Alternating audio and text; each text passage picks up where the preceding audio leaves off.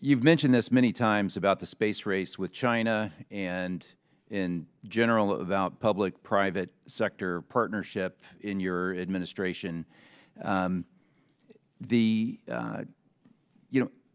NASA collaborates with private industry as well as international partners, what advantage, how can you quantify or give color to the advantage that that partnership provides in the context of the space race with China? Why is that an advantage? What would you point to, sir?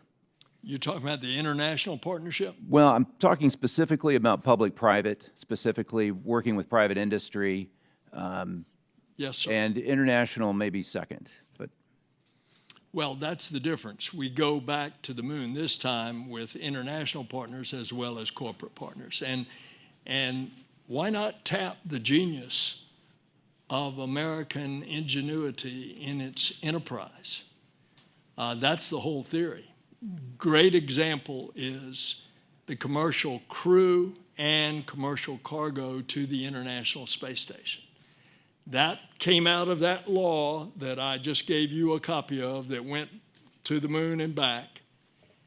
And what it provides for is that NASA forms these partnerships.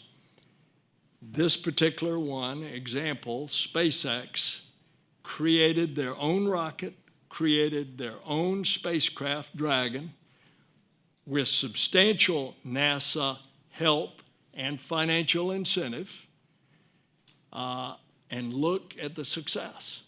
The Falcon 9 has become the workhorse of the United States commercially and government getting to space. And look what it did for commercial cargo and crew. So NASA contracts with SpaceX to send our cargo and crew.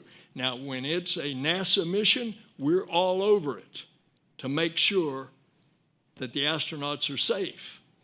But look at the phenomenal record that SpaceX has had.